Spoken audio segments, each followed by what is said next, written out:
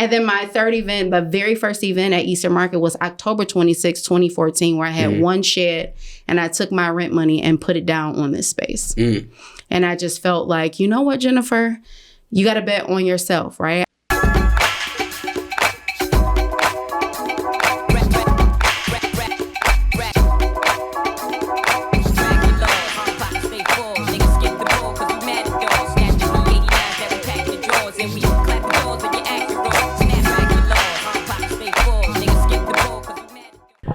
What up, though, Black Fridays family? Welcome back to another installment of the Black Fridays podcast. Before we get into today's interview, make sure you hit that like button, subscribe button, drop a comment, send this to somebody, and also subscribe on all major streaming platforms. Now that we've handled that business, I got to introduce to you all a Detroit icon, the queen of all things Detroit, Miss Jennyfer Crawford. How you doing today? I am doing amazing. All of that intro, I mean, like, that makes me feel real special. I mean, facts are facts.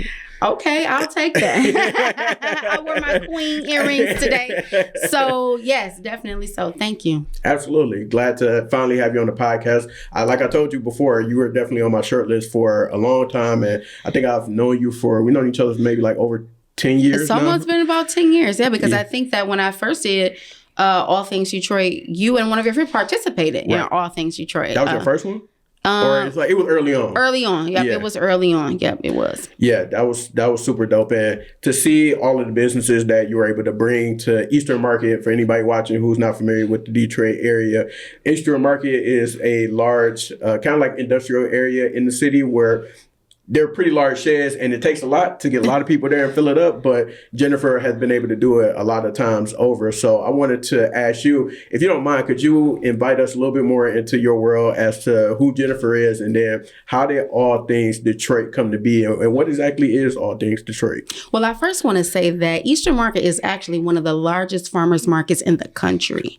And so that is like a big point when people from everywhere be like, oh, Eastern Market, and you say it's one of the largest farmers markets in the country. So I always think about that when I'm feeling crazy, like, oh, I didn't do enough. I'd be like, girl, listen here, you got a lot of things to feel. But you know, All Things Detroit is something that I started in my 1-bedroom apartment. You know, I started doing events over 12 years ago. My first event was called Pamper, Pick, and Purchase in my 1-bedroom apartment in Lafayette Park. And what I wanted to do at that time really is I was into like direct sales and I wasn't very good at it. My background is in construction. So really at that time, I just wanted to do something on the side so that I can take care of like some debt, like not having a car payment and doing all these things. And I just was kind of inspired by a lot of people that I met, like business owners or people who made things. Oh, I make earrings. Oh, I knit or I sew. And I'm thinking like, wow, like I don't know how to do any of these things. Because when I was younger, I used to always feel like I did not have a talent.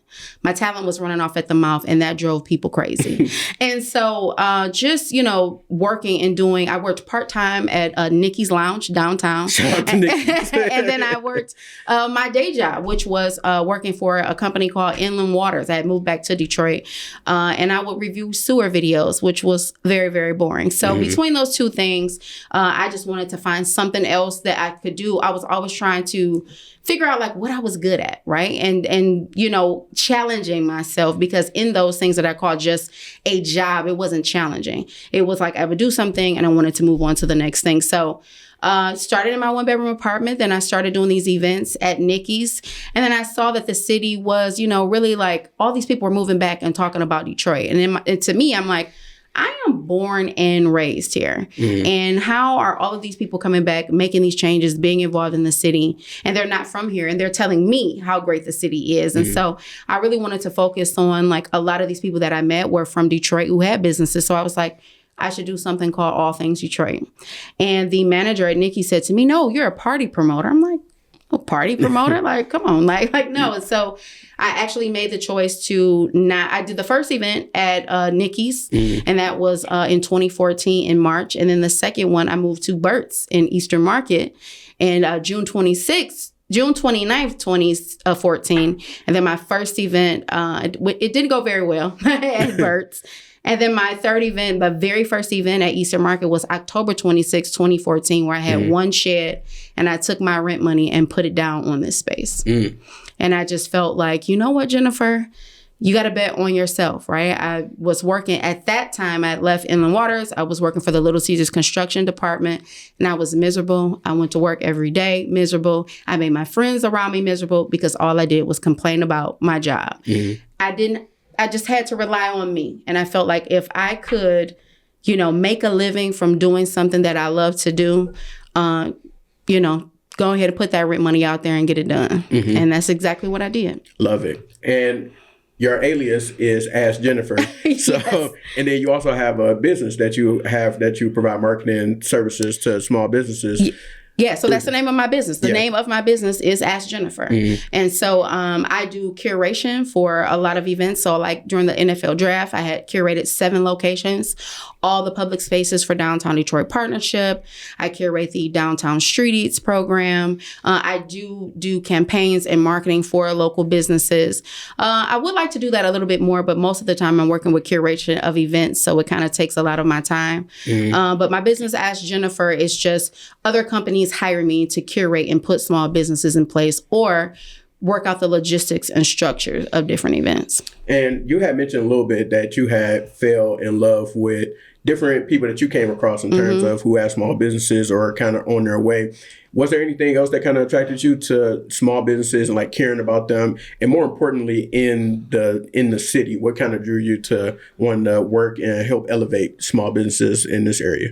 You know what? I think that everybody wants their own cheerleader, right? Everybody wants to feel like somebody is like, you can do it, or put that energy into them. And I just didn't see that. I feel like the world is so competitive. Everybody's like, oh, she's doing this, I could do it better. Oh, she's doing that, oh, I can do it too. Instead of looking at a person, seeing their talent and thinking like, that is great and that's amazing. Mm-hmm. And so for me, seeing all of these people who do all of these things, it wasn't just, I was inspired by them. Like I said before, I didn't feel like I had a talent, and I would see their story and they put everything into this. I know someone who makes, body scrubs and lotions, and she's like, you know what? I go to work and I go home and I work and I make and I create. Yeah. And that's a lot when you're raising kids, when you're a wife, when you have a family, and you're still going home or wherever, putting everything into something that you love to do so much. And in the world that we live in, we have to work, right? Because, bills don't care about your dreams and aspirations. Right. They just want when the bill is due, it's due. And so my goal is to like push people forward to be them best selves. And I wish that, I don't have any entrepreneurs in my family. I'm the only one. And I was raised in a way of like, you go to work, you work at Chrysler for 30 years, and then you retire. Mm-hmm. My parents didn't even work at Chrysler, but it was just something that was seen. You just go to work. That's what you have to do. And I just felt like for me, I just wanted something different. I didn't want to just be the same old, like, oh, this is this. My family is the same. I wanted to kind of set the tone to do what it is that I want to do. And that's really like promoting other people. Like I get excited really when I see other people win. I know a lot of people be like, huh, what? Like, but I do. Like when I see people who've done All Things Detroit and I see like that they're in stores and they're too busy to do, different events. I'm like, that's the goal. That's the dream. Like that's the purpose of it. So I'm inspired by their grind. And that's what made me really be like, okay, I have to really be the voice and push for them. That's dope. That's dope. So we're going to get more on that for sure. But I want to introduce you to my favorite part of Black Fridays, which is Freestyle Fridays.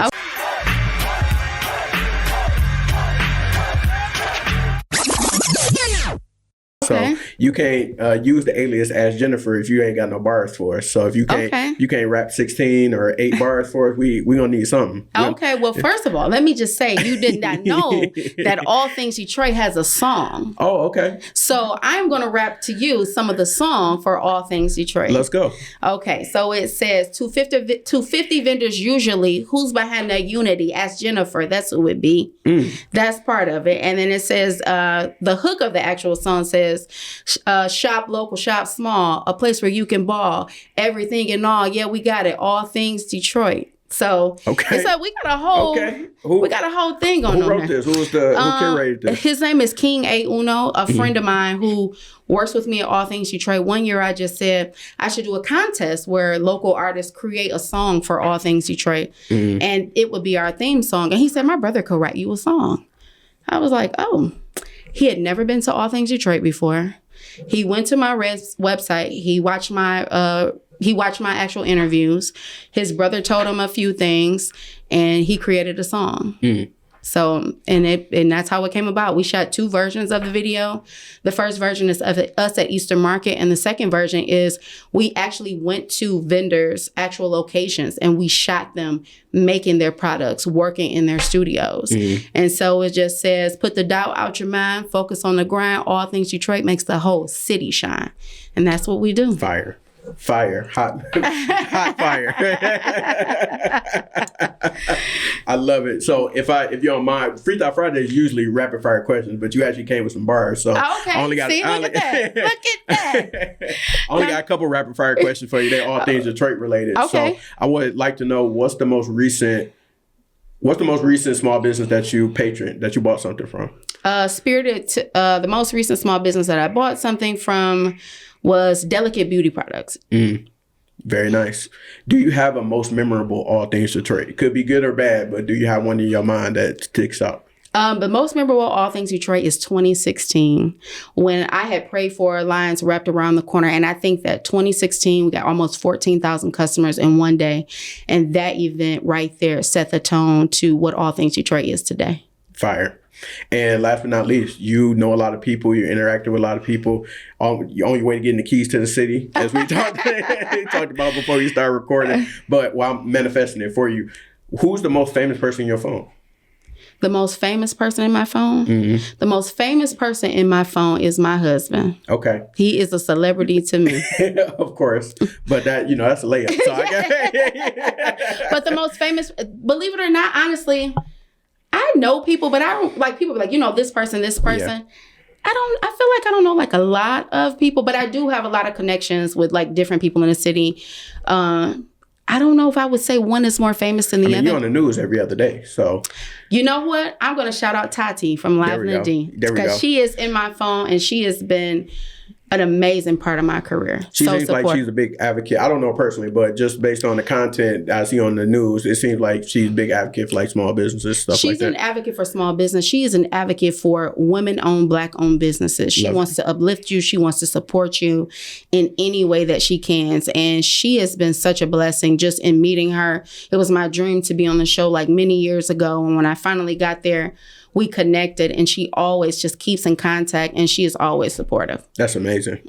Well, congratulations to you. You passed Freestyle Fridays and the bonus credit. So congratulations.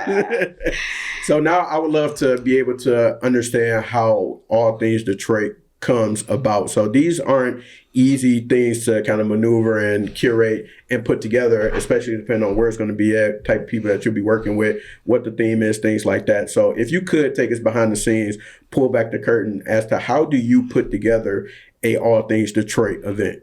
Oh, so many things. So first, we open up our application and we think about what season is it? Is it holidays? Is it springtime? Because we do it twice a year. So this past All Things Detroit was, it was our holiday edition. So we think about putting that application out and what type of businesses that we want to participate that have holiday items, things that would make great gifts. So things also, too, that are artsy in a way, because when you have 200 business owners that participate, you want to mix it up. You don't want to have the same thing. And so over the past, I want to say 3 years, All Things Detroit has become a juried event where it's a voting process. So a lot of times when people think they get their application in on time or fast, they think that it's a shoo-in. But we also say that, getting your application in does not guarantee participation, which becomes harder and harder every year because we receive over 400 applications.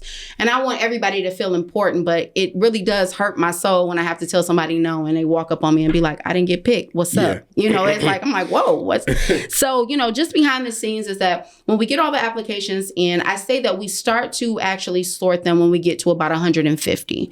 So let's say we sort them per category and we just kind of look at online presence, packaging, what type of products you have. And when I say online presence, I mean like your website. We like to be able to look at the photos and things that you have also too on your social media for those who don't have websites, and just kind of determine the personal from the business. And we ask that business owners, upload their best products, their best photos, so that we can really get into it. We do a lot of research, even when they submit the application.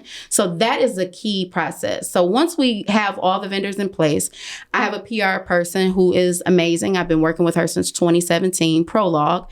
And she says, I need 5 business owners, because Jennyfer puts this event together and our team is working, but it's about the business owners. So every event, we add 5 businesses to our press release, because we want them to be able to get write-ups. We want them to be able to get media, and we want to be able to pitch them, because we're our own street team and we are who make this event. One person can try to put it all the way together, but I couldn't do what I do without the business owners. So here we are, application process, but I always think of a campaign way before we have the applications. I say, before every event, what can make this event different? Because when you think pop-up, that's temporary. So I don't use the term pop-up. What we do is get people in front of long-term customers and build community. So this year for a campaign, we actually did a recreation of the JCPenney catalog, and we called it the All Things Detroit Wish Book. And we shot all these mini commercials / reels that were like 80s, 90s. In the fall, in the spring, it may be another catalog. So we always just come up with a campaign. We pick the vendors. The setup is typically basically the same inside of the sheds, because we have that already laid out. But our process is we focus mainly on the promoting every last single business that participates. So we pick the vendors, we focus on the campaign, and we get rolling with the promo. I have someone who helps me with the promo for All Things Detroit, Jennyfer. Yes, there's another Jennyfer. She does an amazing job creating the reels and creating the graphics. And when she first started to come and work with me, I said, I am crazy with the promo. We have to make sure that we promote every last single business. And so then it just becomes a sprint from there. As you get closer and closer to the day, there is, packing up everything for the sheds, making sure it's all organized. I am very big on structure. I would never want anyone to come into an All Things Detroit event and say they didn't know their table location. They didn't know anything. All of that is done prior to. So a business owner, between a week to 2 weeks before that event, you have your table location. You already have the links to promote. You already have the flyer. You have everything you need to make this event day successful for you. And the team is putting it all the way together. We have a mixer before every event for the business owners to get a chance to know each other, so that you can know your neighbor on that event day, and we all can get excited. I'm like the coach, right? Like at the mixer, I'm giving everybody the pep talk, like, let's get in, we're gonna have a great day, this is our event, because it's really their event. I want them to feel like when I walk in, people are coming to see me. And so when people ask me all the time, you never have like a celebrity come to the event or Big Sean and do a performance, and whether it's not a concert. And I say, because there's 200 celebrities that I want them to see, the people who invested in me to be here in this space. And so behind it's a sprint. We start to pitch. We get hits for news and media, which has been a great blessing. And we just go from there and we just rock it out. And there is no sleep. And we go, I would say, for at least 2 to 3 months prior to All Things Detroit. Okay, so that's the work back schedule. That's the work back schedule. That's how we start, from processing applications to picking the vendors, to the media pitch, to the actual campaign, and then it's just a go from there. And the people that you work with, is the team always the same, or how do you kind of curate your team of people to go and attack these events? The team is the same. Okay. We have the same team. So I really have just like event day staff that I do on the event day, but actually like on the board, it's about 5 of us that kind of that work together, and it's the same. And we just try to look for things that are different. And we try to mix it up too, so that people don't come and think it's always the same. Got you.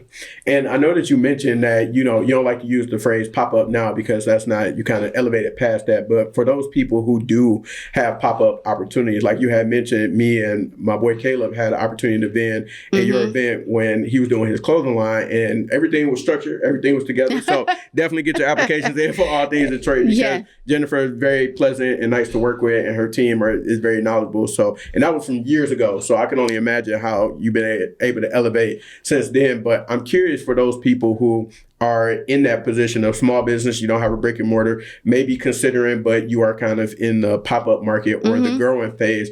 How do you make sure that you have all your ducks in a row to be able to leverage opportunity like all things Detroit or any other thing that's happening in the city or opportunities that may come to make sure you're ready for, that moment?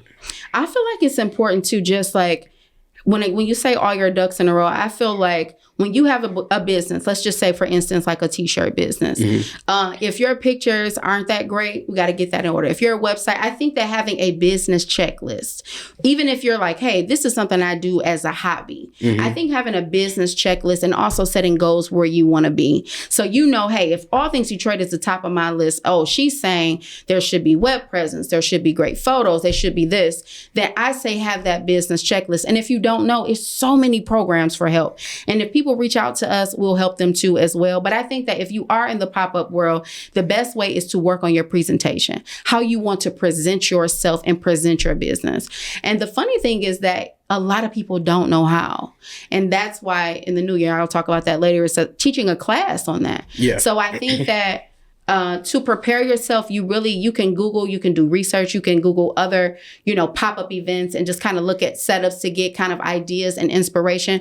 But I think that also too, you really just have to prepare yourself and set a list and a goal list.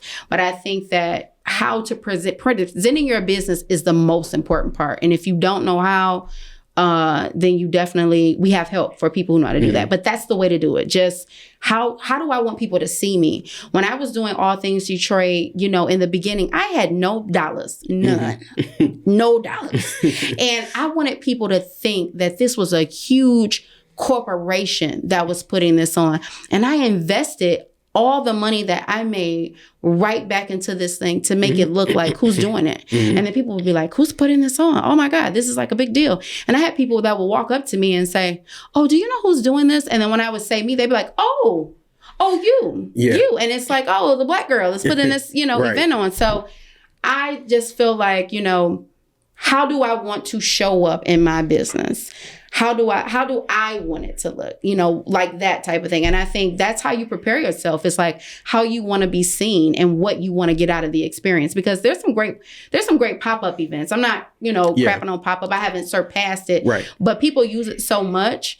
And it's a temporary thing. Yeah. You pop up here, you pop up there. But when you want your business to be on, just say like, you know what? I'm going to a showcase is what I say. I love it. I love that. So for the people who might be listening, interested in doing something similar to what it is that you're doing, being able to provide that atmosphere for people to come and bend and help their dreams come true and support whatever their goals is. Can I ask what the business model for an All Things Detroit is? Like, how does that work on the back end? So the business model for it is really simple. Focus on the business. Focus on your customers. You have two sets of customers. You have to appease the businesses that participate, and you have to appease the customers that's there. There are two experiences. You are the experience holder. And if you look at it and people are using it as a money grab, it's $150, you get a table.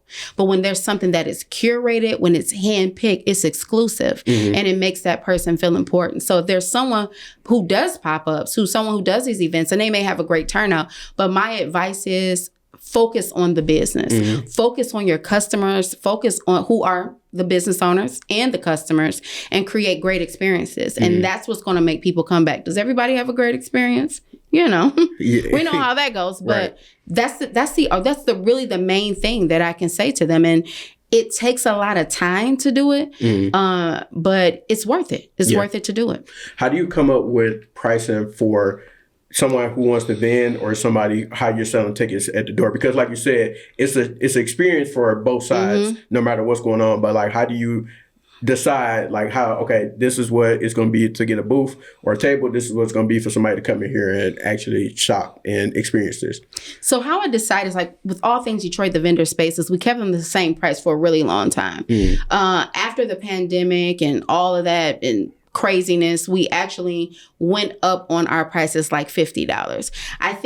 When I think about the pricing, I think about how the event has grown over the years, how much traffic, and also like if I'm going to charge a premium price, I have to make sure I'm offering premium service. Mm-hmm. So in this pricing that we provide for the businesses, we say there's a possibility that you're going to get pitch for media, but also there's advertising included with that package that you get already. So that's how we kind of like coordinate. And then we go, if there's a single space, a double space. So we just kind of calculate that pricing that way. Mm-hmm. And then also, of course, you know, renting the sheds is not like $200, right? Exactly. It's a lot, and it has gotten more over the years. Yeah. And as far as pricing to... And you say emphasis on sheds, not a shed. Not a shed, the sheds, yes.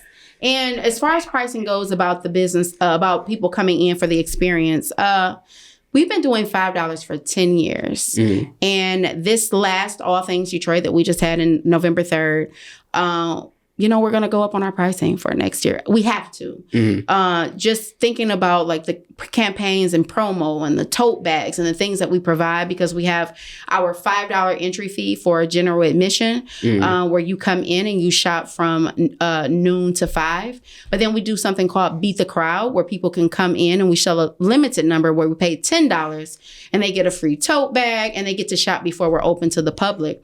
And the crazy part is that people come during Beat the Crowd and our tickets are sold out and they get so upset with us because we can't let them in. So it's like, you don't want our money. You're not letting us in. And it's like, we want the money, but we're providing this experience for people to come in and they want to feel like they beat the crowd. Mm-hmm. And so next year, the cost is going to have to go up because the pricing of everything has went up. Yeah. For the tote bags to, you know, staffing, like everything, you know, just to get a T-shirt for a staff person. Like this time, we paid a lot of money. I'm like, oh, a T-shirt. Okay. So, yeah, we decide, you know, just according to, you know, what it is that we have to pay out and how that structure works. Is there a lot of pressure in doing events like this for you? I mean, obviously you've been doing it for a while, but still, is there pressure on you, or do you feel pressure to make sure that people get the most out of it, regardless of how they're experiencing the event? Pressure. There's a lot of pressure. The pressure is just like, you know, when you have to deliver every time, right? Yeah. It's like when you go to a restaurant and you have a great meal and you're like, oh my God, I want to go back. The food was so great. And then you go back and you're just like, this time it must have been a different cook. It wasn't the same. And so the pressure is to just knock it out of the park every time. For the business owners to say, oh my God, I sold out. It was great. I made money. And for the food trucks to sell out, the pressure is on to produce something so great and amazing. And I am like the crazy lady at that time because I want everything to flow really, really well. I don't calm down until after setup is complete. Okay. Well, let me take that back. Until after I beat the crowd is done. And then I may say, okay, I may breathe a little bit. But no, the pressure is definitely a lot of pressure. Because anytime, I already know hosting events, anytime you do anything like that at that scale, especially if you curated it, it's always a lot of pandemonium and chaos. But then if you can find that moment to kind of like relax and then just take a look and like, you know what, this is actually cool. And like have fun yourself if you can, that's always a gem. I think that this last event, as I was walking through like the food trucks, I had to get down to Shed 5 because, you know, something was going on or somebody was, you know, saying something. They're like, can you come down here? And I had to like hurry up and get through. And as I walked through and I could not get through, and I'm goodness, there was a moment that I said, a girl from the East Side did this, Jennyfer. Like I did this, like these people have come out because I created something in my apartment that I never dreamed that people would just be this excited to go to. Like, I think that I was filled with so much gratitude of like, wow, like I'm like in my head, I'm thinking like, how did I even do this? How did I even come up with this, the girl with no talent? So even though that pressure like is there, it's so much gratitude for the people who come out, who say they enjoy it every time. Mm-hmm. That's amazing. So take me through Ask Jennyfer and like the other events and things that you've curated for, like you said, you work with the city, work with a lot of different organizations, important organizations around the city. How have you built those relationships and what has it been like being able to branch out to these other spaces and do similar things to how you built up All Things Detroit? So funny thing is, I do not work with the city. Oh, okay. I have not worked with the city. Okay. I haven't worked with the city on any events. Okay. City of Detroit, hit us up. Yeah, I have been working with Downtown Detroit Partnership, who manages all of the public spaces, Beacon Park, Campus Marshes, Cadillac Square, all of these, I think they manage about 16 to 17 public spaces. And I also work with the Detroit Riverfront Conservancy. Okay. But working with Downtown Detroit Partnership since 2017, they reached out to me to say that, hey, we're doing a night market that we're opening over at Beacon Park, a new park. And we would like you to curate this event. And I'm like, oh, curate. Oh, that's you? Yes. Okay. Me and the wife have went to those. We enjoyed them. Yeah. So in 2017, so all of the vendors and everything. So I would curate that event for Downtown Detroit Partnership. And I was doing that all the way up until just this past year. We did not have it this year. And so working with Downtown Detroit Partnership, any event that they have, it's been a blessing because they're like, Jennyfer, you're very organized, very structured. We do a lot of promo. And so they're like, we want you to curate all of our spaces when we have these events because we're partners in this. And I make sure if I say like, hey, this would be great for a small business or this wouldn't be great for a small business. The thing is like, I'm the small business spokesperson. If they're like, hey, we should have some vendors here, I'm like, maybe not. Like, it just has to make sense. It's kind of like Lodge to you too? Not the Cadillac Lodge, but I did work with Bedrock on voting on the board of some of the business owners that are actually there for the holiday. It's been my second year. Actually, I'm on the board through Downtown Detroit Partnership. It's been a great partnership working with them. Always super supportive of the events and things that I do on my own. And there's always more opportunity to expand. So just working with them this year, like I curated 7 spaces in one day. The NFL draft, which is where we made a record, right? So there was Harmony Park, Grand Circus Park East, Grand Circus Park West, Beacon Park, Capitol Park, and Woodward. And then me, myself, I threw a block party outside of my storefront. So here I am curating 7 spaces, and I'm thinking, this is the biggest thing that I've ever done. So working with them has been great. Beacon Park, I also curate the Downtown Street Eats program, which is the food trucks in Cadillac Square. I'll be down there. I work downtown, so I'll be down. I'll be over there all the time. That's 80 food trucks in rotation from April to October. And then all the special events, which are like when they do just special events downtown, the tree lighting, Grand Prix, all of those things. Also, I've curated Noel night. So anything for small business has been great. And then the Riverfront Conservancy, I manage all their shipping and fulfillment. I've done a brunch market for them before also as well. But when they do the Harvest Fest, we set up a big tent and we sell merch for all the local businesses that we represent. Love it. Have you ever stopped to think or been reminded of kind of like the impact that you've been able to have over the years by curating these events and providing these spaces for people to come in and thrive and be able to get a leg up with their business or get a start somewhere, have opportunity to be able to vend? Are you ever reminded of that or ever stopped to think like the type of impact that you've had? I think that people have to remind me. Okay. They have to tell me to like slow down because I'm a person who's like, okay, we did this, we did good. Let's move on to the next thing. Let's make sure that they like my PR person has to say like, just like you did a good job. Yeah. And I'm like, oh yeah, thank you so much. But I think I have a problem. Like I had someone tell me one time, like, you're too humble. I'm like, that's impossible. I feel like I just always look at the work, right? And be like, sometimes I do feel like I probably do need to take a step back and not just think like, oh, I could have did this better or did that better. But I think I need to do that more. I think I need to step back more because I think there's so many people who are doing great things. And I say that I'm like, it's not just me. I know so many people who do great things and they're like, but you really have impacted and supported a lot of businesses. So I think that I need to do that more. Okay. Yeah, we got the what they call it. I learned about not too long ago. It's called a brag book, where you kind of do cool stuff and then you put it in there, save it for later. And sometimes you go back and look at the accomplishments you had, like whatever you think you did was cool. I think that I probably need to do that. I feel like I do because here we are at the beginning of this year where it was, all things Detroit and all of these things happening because I also received an honorary doctorate in humanitarianism in August. Okay, shout out to you. And so one day I told my husband, I was like, man, I'm driving everybody crazy. I said, but I'm grateful for everybody, pulling through when we're doing this. He said, well, we're following your lead though.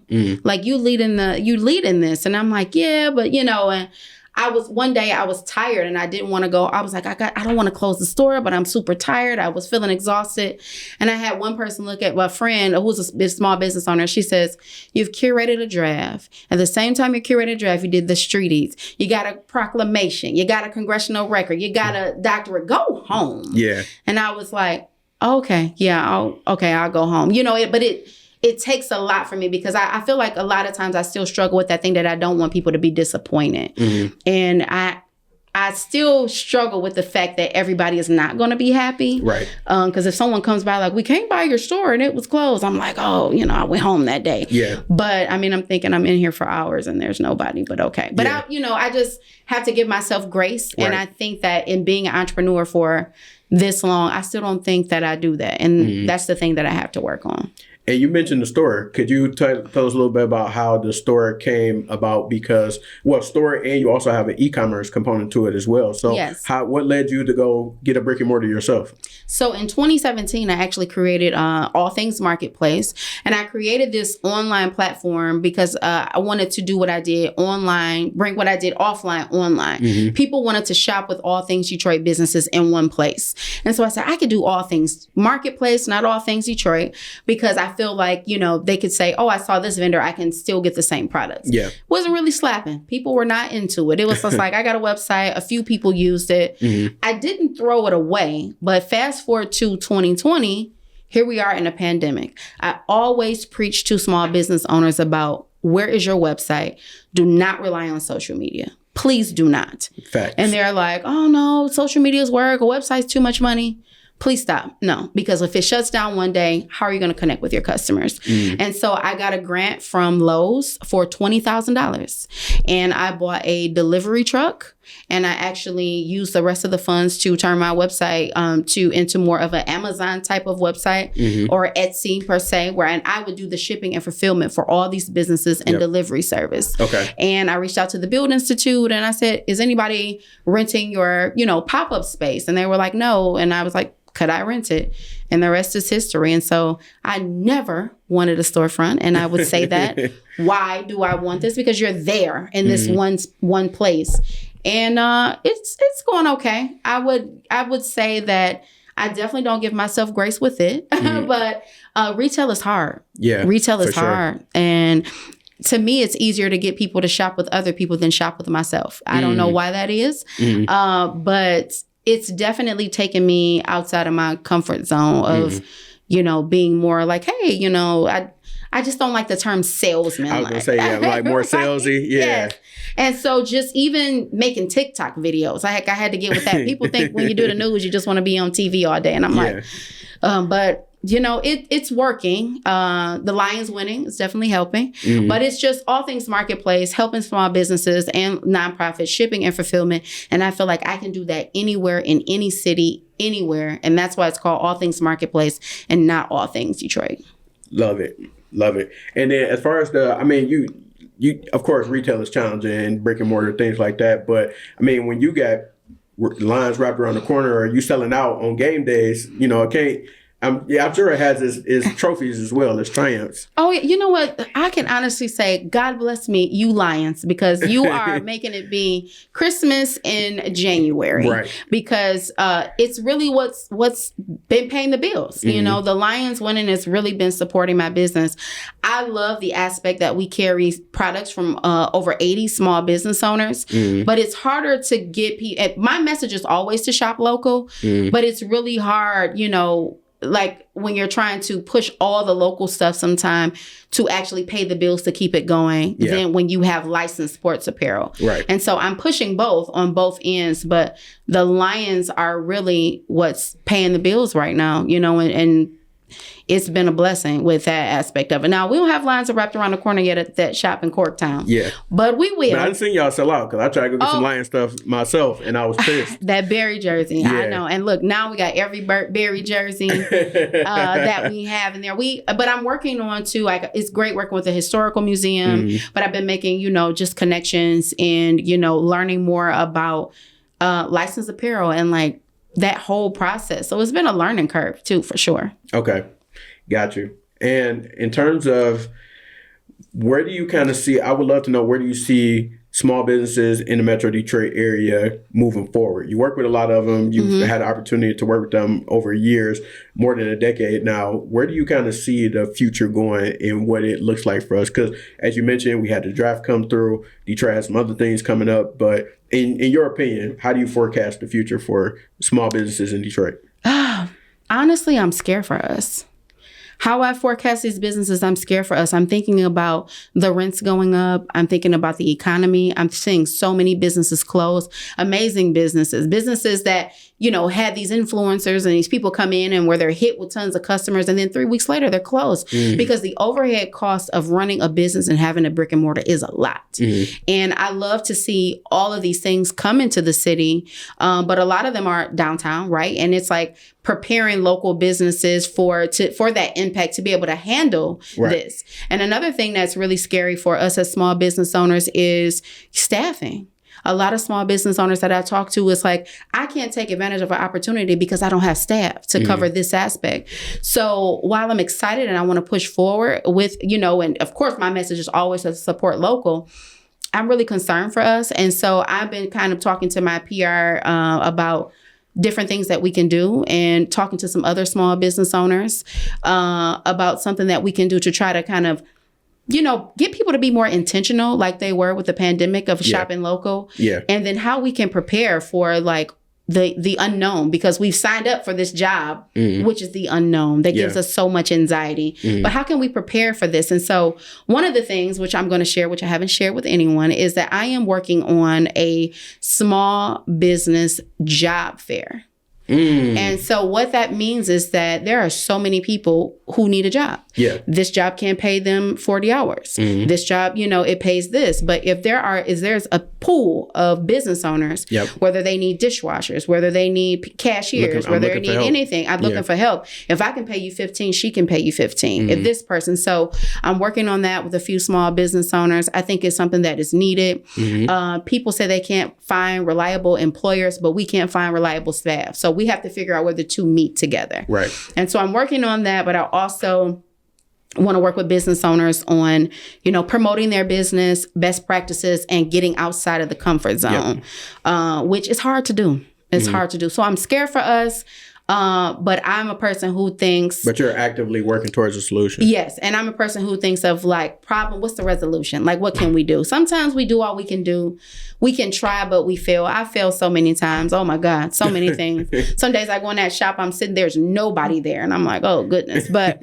what's the resolution and how can we prepare for the unknown that we don't know, but we can do what we can do right now. And one of those things is getting the staffing so we don't miss out on opportunities. And it's going to take community and it's going to take working together to get it done. And so I'm going to, tag in the team and we're going to figure out how we can make it happen.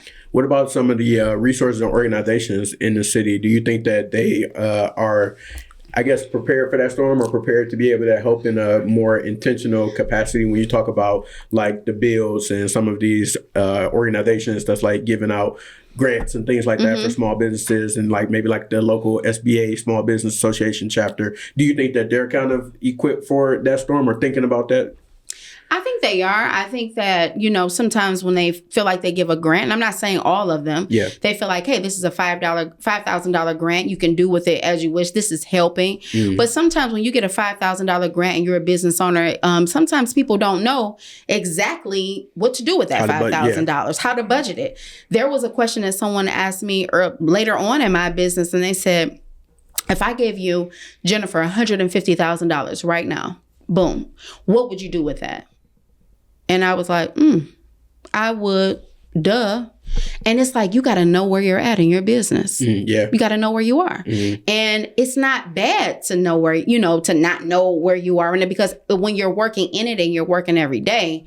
But I think that sometimes we think that money is the only solution, but I think strategy is the solution, right? Strategy and of course money, but working the two together, because I can get $1 million today and it could be gone in a week because I feel like this is the next best thing. So I feel like strategy and those organizations, I've actually talked to Black Leaders Detroit. I love my Sharia, that's my girl. We talked about, we're always talking about collaboration and working together. And we always talk about, issues that business owners have and how we can come together and actually resolve those things. We need a council. Yes, we do. And I actually started a nonprofit last year, and I'm just kind of working through the focus, but the focus really wants to be like resource and problem solving basically for small business owners. But like you said, a council of people working together to do it. I mean, it's really, really needed. Absolutely. So what do you feel like is on the horizon for you, Jennyfer the person? What's on the horizon for All Things Detroit? Or Ask Jennyfer? Like, what do you see in your crystal ball in the future for you? I don't know. You know, I have all these ideas, and I'm a person who most of the time implements every idea, and I see if it works, if it doesn't work. However, in the crystal ball, I just feel that I'll be, you know, just continue to support small businesses. I would like to actually grow and expand and do a lot of things in other states, working with small businesses. Nice. I've been traveling a lot this year. I went to a few film festivals, just different things like that, just so I can see the structure, just so I can, as an event planner, you look and see all these things. And then I ask a lot of questions.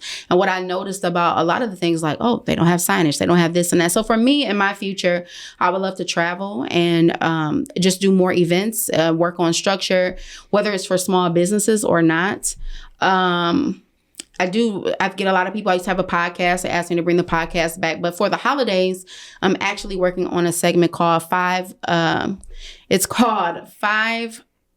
Five Local Finds in 5 Minutes. And it's kind of like a new segment in a sense that I'm just creating myself that we'll post on our Instagram, on our social media every Friday. Love it. And so I'll be doing that. But in my crystal ball in the future, just empowering people to move, you know, to chase their dreams. I don't know. I go back and forth about like, what is the next move for me? And I don't really know what that is. I know that I want to continue to do All Things Detroit. I want it to continue to grow. We're working on just pitching it more so nationally so people know more so about the impact. So we've been creating and building our impact report so people can kind of see those numbers and know exactly like, this is really supporting these businesses, like, you know, and the economy, like it's working and expanding on that and getting more people to kind of come in and see what this is. And maybe, you know, we've had Love Local by Chase with us as a sponsor this past All Things Detroit. And my thing is to scale. Maybe they could, you know, sponsor me to travel to these different places to actually create these experiences for local businesses where it's not like a money grab and just a pop-up, where it's like long-term strategy of the things that we can continue to do twice, you know, a year in other states. So I think there's a lot of things. I can go on and on about all the ideas. But now I'm just working on the next campaign and what that would look like and, you know, just fun stuff. And for the people interested, when is the next All Things Detroit that people can pull up to? The next All Things Detroit Day, because the Sunday before Easter is officially All Things Detroit Day. It's a national holiday to celebrate small businesses in Detroit. It will be April 13th, and it will be at the Easter Market Sheds 3, 4, and 5. Nice. And for the people who want to follow your journey, they want to pull up to the store, they would like to purchase some things, come to All Things Detroit. What's your website, your social media handles? How can the people find you? So I have so many handles. So I'm going to say, if you just go to askjennyfer.com or Ask Jennyfer on Instagram, it links you to the store. It links you to All Things Detroit. It links you to all the events that we curate, the food trucks, everything. So that is AskJennyfer. But Ask Jennyfer links them to everything. Perfect. Well, Jennyfer, it's been amazing having you on the podcast today. We appreciate you pulling up, and I absolutely love everything that you're doing with All Things Detroit, giving people an opportunity, especially in the retail space, to be able to make their dreams come true and things that they've been working on, the passions that they have, and being able to, you know, test that out with the public and be able to receive that love and get that experience from a business standpoint as well. It's needed and it's appreciated. Somebody like a business nerd myself, you know, I definitely recognize what you're doing and definitely love it. Oh, thank you so much. I appreciate it. Thank you for having me. Absolutely. And everybody watching, make sure that you tap in with previous episodes. Make sure that you tap in with Jennyfer as well. And we'll see y'all on the next one. Peace.